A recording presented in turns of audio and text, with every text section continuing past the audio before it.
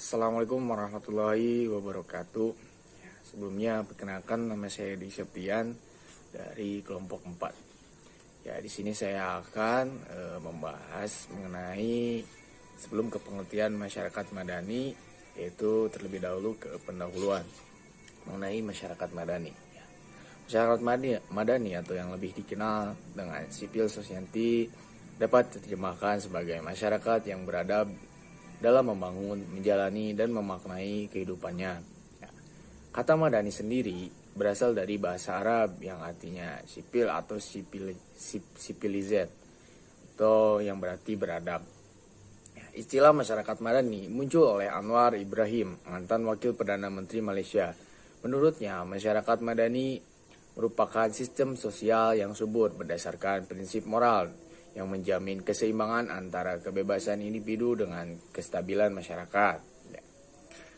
Inisiatif dari individu dan masyarakat akan berupa pemikiran seni, pemikiran, pelaksanaan pemerintah yang berdasarkan undang-undang dan bukan nafsu atau keinginan individu.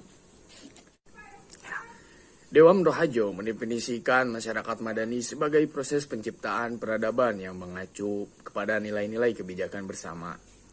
Dewan menjelaskan, dasar utama dari masyarakat madani adalah persatuan dan integrasi sosial yang didasarkan pada suatu pedoman hidup, menghindarkan diri dari konflik dan permusuhan yang menyebabkan perpecahan dan hidup dalam suatu persaudaraan. Masyarakat madani pada prinsipnya memiliki multi makna, yaitu masyarakat yang demokratis, menjunjung tinggi etika dan moralitas, transparan, toleransi, berpotensi, aspiratif, bermotivasi, berpartisipasi, konsisten, memiliki bandingan, mampu berkoordinasi, sederhana, sinkron, integral, mengakui emansipasi dan hak asasi. Namun yang paling dominan adalah masyarakat yang demokratis. Masyarakat madani adalah kelembagaan sosial yang akan melindungi warga negara dari perwujudan kekuasaan negara yang berlebihan. Bahkan masyarakat madani tiang utama kehidupan politik yang demokratis. Sebab masyarakat madani tidak saja melindungi warga negara dalam menghadap dengan negara, tetapi juga merumuskan dan menyuarakan aspirasi masyarakat. Mungkin itu saja yang bisa saya sampaikan. Untuk pengertian yang lebih jelas mengenai masyarakat madani akan dijelaskan oleh teman saya. Bismillahirrahmanirrahim. Assalamualaikum warahmatullahi wabarakatuh. Perkenalkan, nama saya Yani Nuraini Sugiyati akan menjelaskan mengenai pengertian masyarakat madani. Pengertian masyarakat madani ada beberapa menurut ahli. Istilah masyarakat madani ini muncul pertama kali di Indonesia pada tanggal 26 September tahun 1995 oleh Anwar Ibrahim, seorang wakil Perdana Menteri Malaysia, yang menyinggung kata-kata masyarakat madani. Lalu masyarakat madani sering diartikan sebagai terjemahan dari civil society atau oleh masyarakat barat disebut masyarakat sipil, yang maka diartikan sebagai masyarakat yang berperadaban. Lalu menurut Dawam Raharjo, jika dilacak istilah civil society ini adalah terjemahan dari civil societas, yang mengarah pada pengertian gejala budaya perorangan masyarakat yang berperan sebagai sebuah masyarakat dan politik dengan kode hukum sebagai dasar pedoman hidupnya. Lalu menurut cendekiawan Muslim yakni Nurholis Majid, masyarakat madani dalam pandangan Islam bukanlah seperti civil societas yang digaungkan oleh bangsa barat, karena ada perbedaan di dalamnya. Perbedaannya yakni pada masyarakat yang dibangun oleh Rasul di Madinah, jika oleh masyarakat madani dalam perspektif Islam, yakni pasca hijrah ketika Nabi mendirikan dan memimpin negara kota di Madinah. Jadi wacana masyarakat madani oleh bangsa Indonesia adalah yang menurut Nurholis Majid ini. Lalu istilah ini juga sering digunakan oleh para pejabat negara seperti Haji Emil Salim. Menurutnya adalah masyarakat madani ini semakin populer, ada di berbagai seminar dan di berbagai berita lainnya. Lalu selanjutnya, masyarakat madani bisa diartikan sebagai masyarakat yang teratur, sebagaimana hubungan dari kata Madani dan kota Madinah. Maka dapat diartikan, masyarakat Madani identik dengan masyarakat kota yang berperangai dinamis, berpikir logis, sibuk dan berpola hidup praktis, berwawasan luas dan mencari terobosan baru demi kehidupan yang sejahtera. Lalu, jika dilihat sejarahnya, Madinah dan masyarakat Madani, maka Madinah adalah sebuah kota yang lebih tertata dan teratur, sebagaimana Madinah Al-Munawwaroh atau kota yang bercahaya. Kota ini yang didesain oleh Nabi sebagai kota yang terbuka dan pluralis.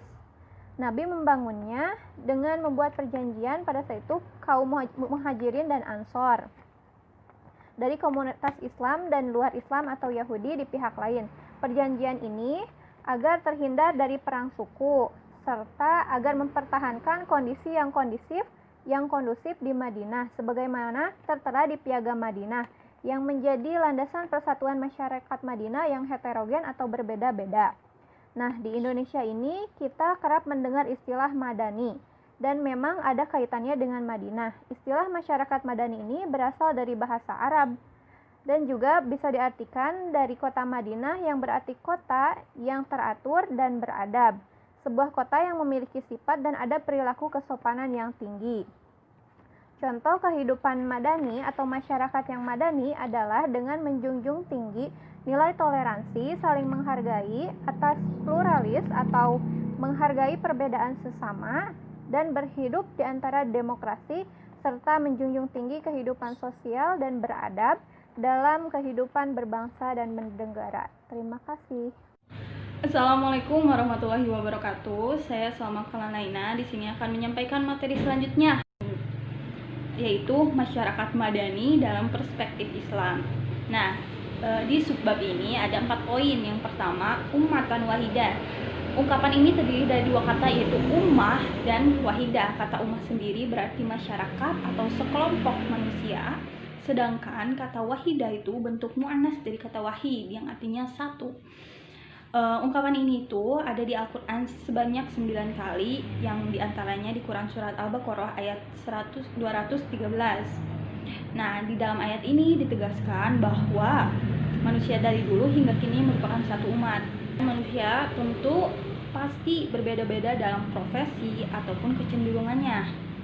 Itu karena kebutuhan manusia yang banyak, sehingga dengan perbedaan itu manusia dapat saling melengkapi kebutuhannya. Jadi umat wahidah ini adalah suatu umat yang bersatu berdasarkan iman kepada Allah Subhanahu wa taala yang mengacu kepada nilai-nilai kebajikan. Di arti umat ini mencakup pula seluruh umat manusia.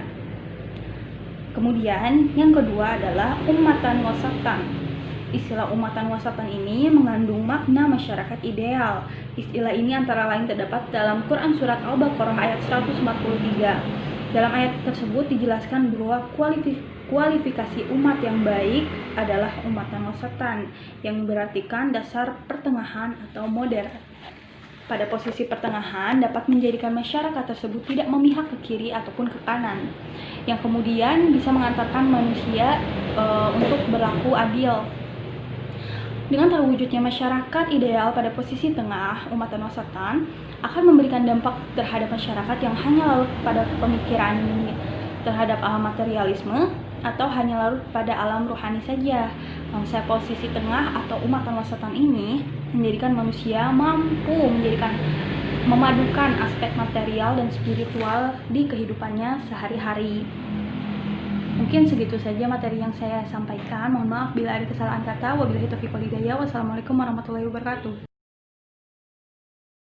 Assalamualaikum warahmatullahi wabarakatuh. Saya Dila Friweni Dewi, NPM terakhir 006. Di sini saya akan melanjutkan materi selanjutnya, yaitu tentang Khairul Ummah. Istilah Khairul Ummah dapat ditafsirkan sebagai umat terbaik atau umat yang unggul. Istilah Khairul Ummah ini hanya sekali disebut dalam Al-Quran, yaitu pada Al-Quran Surat Al-Imran ayat 10. Pada ayat tersebut dijelaskan bahwa kaum muslimin adalah umat terbaik yang membawa tugas untuk menyeru kepada yang ma'ruf dan mencegah dari yang munkar dan beriman kepada Allah Subhanahu wa taala. Dengan memperhatikan ayat itu juga, kita dapat mengetahui bahwa Al-Quran sebenarnya telah memberikan ciri-ciri yang jelas sebagaimana tugas dari manusia secara individu dan dalam kehidupan bermasyarakat. Jadi, khairul ummah dalam pengertian masyarakat unggul adalah bentuk yang ideal sebagai masyarakat Islam yang ditunjukkan dalam identitas sebagai Muslim dengan integritas keimanan, kontribusi positif terhadap manusia lainnya secara universal, dan perjuangan pada kebenaran dengan aksi amar ma'ruf dan nahi munkar sebagaimana diungkapkan dalam Quran surat Al-Imran ayat 10. Yang selanjutnya yaitu baladatun thayyibatun. Istilah baladatun thayyibah dapat ditafsirkan sebagai negeri atau daerah yang baik. Kata baladatun berasal dari kata balad. Dalam pengertian bahasa, kata balad ini diterjemahkan sebagai tempat sekumpulan manusia yang hidup. Kata baladatun thayyibah hanya terulang sekali dalam Al-Quran, yaitu Quran surat Saba ayat 15. Istilah baladatun thayyibatun sebetulnya lebih mengarah kepada pengertian yang menunjukkan tempat, jadi bukan pada kumpulan orang atau masyarakat.